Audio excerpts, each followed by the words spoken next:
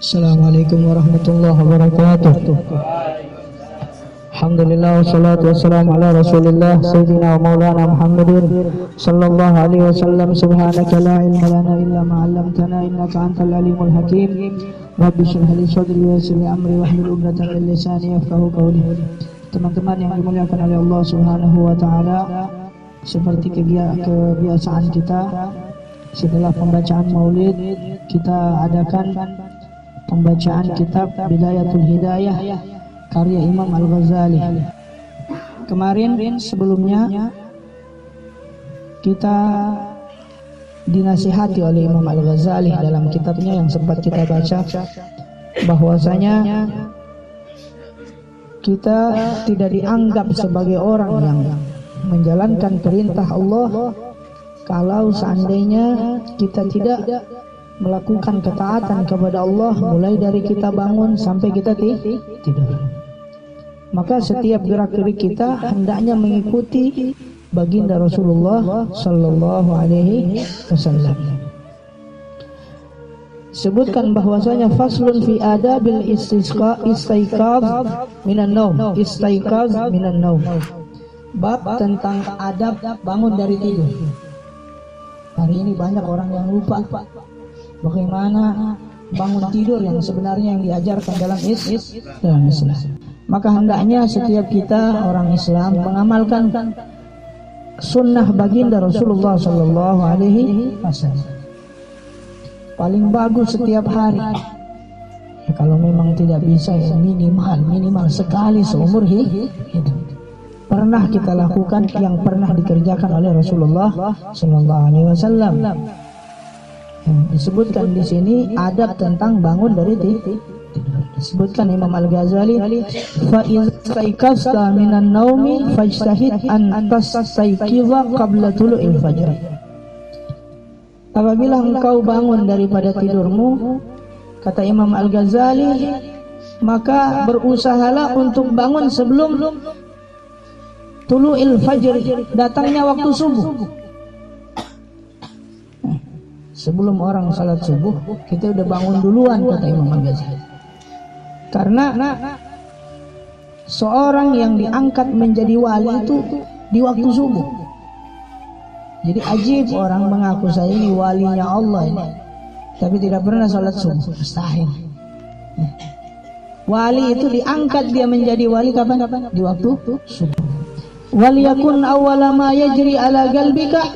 Hendaknya setelah kita bangun, yang pertama kali terbesit di dalam hati kita, walisanika dan lisan kita, zikrullah ta'ala, zikir kepada Allah.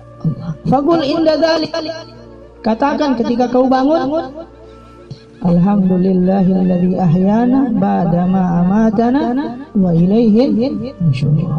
Yang keluar dari ucapannya setelah bangun adalah zikir kepada Allah. Ini tanda orang-orang yang saleh, tanda orang-orang yang ingin mendekatkan diri kepada Allah. Kalau benar kita mau hijrah, benar mau kita hijrah, minimal adab-adab yang seperti ini yang keluar dari mulut kita. Apa doanya? Alhamdulillahilladzi ahyana ba'da ma amatana wa ilaihi nusyur. Asbahna wa asbahal mulku lillah wal 'azamatu was sultanu lillah wal izzatu wal qudratu lillahi rabbil alamin. Asbahna ala fitratil islam wa ala kalimatil ikhlas wa ala dini nabiyina Muhammadin wa ala millati abina Ibrahim hanifan musliman wa kana minal musyrikin. Allahumma bika asbahna wa bika amsayna wa bika nahya wa bika namut wa bika nusyur. Allahumma inna nas'aluka an tab'athana fi hadzal yawm ila kulli khair wa na'udzu bika an tajtariha bihi fihi su'an aw najurruhu ila muslimin aw yajurruhu ahadun ilaina. Nas'aluka khaira hadzal yawm wa khaira ma fihi wa na'udzu bika min syarri hadzal yawm wa syarri ma fihi. Doanya kalau sering dibaca lama-lama jadi tahafal, pahalanya besar. Nabi mengatakan man ahya sunnati inda fasadi ummati, barang siapa yang menghidupkan sunnahku yang sudah ditinggalkan oleh umatku, maka pahalanya seperti 100 mati syahid. 100 mati syahid. Satu kali antum baca pahala 100 mati syahid. Gimana lagi kita dapat seperti itu? Dan Teman-teman yang dimuliakan oleh Allah Subhanahu wa taala, diusahakan ketika kita bangun daripada tidur, kebencian kepada orang-orang muslim di dunia ini kita hapuskan. Jadi bangun dalam keadaan hati ente bersih, tidak ada satupun benci sama siapapun. Walau dia pernah menzalimi ente, mengambil barang, usahakan ketika bangun. Kalau bisa sebelum tidur, ente hapuskan sesuatu. Ya Allah, Ana maafkan semua dosa orang yang telah bersalah kepada Ana, baik dia sengaja atau tidak, besar atau tidak. Ya Allah, Ana ampuni kesalahan mereka. Ini orang muslim, tidaklah dia meletakkan kepalanya di bantalnya kecuali semua dosa teman-temannya telah dia maafkan. Itu konon di dalam riwayat pernah satu ketika, saya sedikit bercerita, ini bagian terakhir. Suatu ketika Rasulullah SAW seperti sekarang ini di dalam sebuah majelis mengadakan majelis seperti kita, majelis Rasulullah SAW. Rasulullah duduk di tengah, dilingkari oleh para sahabat radhiyallahu anhum ajmain di majelis di kota Madinah. Ketika lagi majelis, kata Rasulullah SAW, "Atakum ahlul jannah." Nabi sampaikan kepada para sahabat, akan datang kepada kalian nanti penghuni surga. Sahabat bertanya, siapa ini ahli surga ini datang nanti? Tiba-tiba datang seorang sahabat Al-Ansari, sahabat dari kaum Ansari. Dia datang, kata dalam hadis diriwayatkan bahwa jenggotnya masih basah dengan wudu, di tangannya sedang memegang sendal. Dia duduk. Kemudian sahabat biasa saja. Pada hari kedua juga Rasulullah mengadakan majelis. Di zaman Rasulullah majelis seperti ini setiap hari. Adakan majelis. Lagi sementara majelis Rasulullah mengatakan, "Atakum ahlul jannah." Akan datang nanti masuk di dalam halaqah kita ini seorang yang ahli surga. Bapak ini sahabat mana? Tiba-tiba orang yang kemarin datang lagi dalam keadaan basah wudu, wajahnya, jenggotnya sambil memegang. Pada hari ketiga juga lagi sementara majelis Rasulullah mengatakan, "Atakum ahlul jannah." Tidak lama datang lagi orang yang sama, bawa apa? Bawa sendal, ya, seperti biasanya. Akhirnya ada satu orang sahabat penasaran, ini sifat sahabat, pengen tahu kenapa, apa amalannya sehingga belum meninggal sudah Rasulullah bilang ini ahli surga. Ada jaminan dari Rasulullah SAW orang itu masuk surga. Maka seorang sahabat yang bernama Abdullah bin Amr bin As, Abdullah bin Amr bin As, dikenal dengan Ibnu Amr. Abdullah bin Amr bin As, dia penasaran apa amalan orang ini. Maka dia datang kepada Al-Ansari tadi, sahabat Al-Ansari berkata, "Wahai sahabatku, aku ingin bermalam di rumahmu. Ketahuilah ana dengan ayah saya baku marah, jadi saya tidak boleh pulang ke rumah. Boleh saya menginap di rumah?" Boleh. Padahal tujuannya apa? Mau mengintip apa amalannya. Sampai dia dijamin oleh Rasulullah SAW termasuk daripada ahli surga. Padahal dia masih hidup, belum meninggal. Sudah 3 hari saya tinggal di rumahmu, ketahuilah ana ini berbohong bahwa ana punya masalah dengan ayah saya. Sebenarnya tidak ada.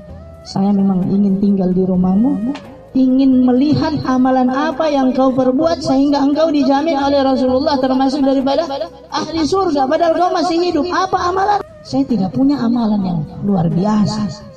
Cuman ada satu amalan saya. Tidaklah saya meletakkan kepala saya di bantal kecuali saat itu saya maafkan semua kesalahan orang yang berbuat zalim sama saya. Mungkin gara-gara itu sehingga saya dipilih oleh Allah termasuk daripada ahli surga. Ini amalan sahabat radhiyallahu anhu ajmain. Dia tidur dalam keadaan hati bersih, tidak ada dendam, tidak ada. Ya Allah, ampuni semua kesalahan mereka. Anak serahkan urusan mereka denganmu. Nah, ini sahabat radhiyallahu anhu ajmain. Sehingga dia tidur dalam keadaan tenang, dalam keadaan bersih hatinya. Nah, dia bangun dapat berita gembira dari Allah melalui lisan Rasulullah termasuk daripada ahli surga. Jangan gara-gara perkara kecil kemudian kita membuat dengki di dalam hati kita, ada titik dosa di dalam hati kita. Maafkan saudara. Mengingat-ingat kesalahan berarti belum memaafkan. Paham? Maafkan setulus saja. Nanti pahalanya juga besar. Nabi SAW mengatakan al-ajru ala qadril masyaqqah. Pahala itu tergantung dari susahnya kita mengamal. Usahakan ini diamalkan. Sedikit lagi, fa idza labista siyabak, habis bangun kita pakai baju. Diatur juga dalam Islam, kata Imam Al-Ghazali, idza labista siyabak, apabila engkau memakai pakaianmu, fanwi bihi imtisalul amrillahi ta'ala fi sadri auratik, maka hendaknya kau berniat memakai pakaian itu untuk melaksanakan perintah Allah Subhanahu wa taala untuk menutup aurat. Kenapa kau pakai baju? Ya karena perintah Allah. Allah suruh saya menutup aurat. Niatkan itu ketika pakai baju. Wahdar, kata Imam Al-Ghazali, wahdar, hati-hati, ayakuna gasduka fi min lubsi libasika mura'ata khalqi fatahsyar. Kata Imam Al-Ghazali, hati-hati, jangan sampai maksudmu ketika memakai pakaian tujuannya adalah mura'atan khalqi, supaya dilihat makhluk. Saya pakai rok supaya gagah, supaya banyak yang tertarik, supaya banyak yang, hati-hati niatmu. Kalau kau punya niat seperti itu, kata Imam Al-Ghazali, fatahsyar, maka kau akan merugi. Jadi pakai pakaian hendaknya niat karena Allah. Jangan sampai ada titik, ada niat di dalam hati kita pakai pakaian, niatnya supaya dipuji orang, supaya dibilang pakaian bagus, pakaian mahal, supaya dibilang ulama, pakai sorban, pakai imamah, pakai jubah. Niatnya pakai itu semua untuk apa? Supaya dibilang ulama. Loh, ini sudah penyakit hati, ini setan sudah masuk di dalam hatinya, merusak amal perbuatan. Pakai karena Allah. Ini saja sedikit tentang adab bangun daripada tidur. Insya Allah besok kita akan mempelajari adab masuk ke dalam WC dan keluar dari WC. Ini saja, mudah-mudahan bermanfaat buat kita. Kita bisa amalkan, amin ya rabbal alamin.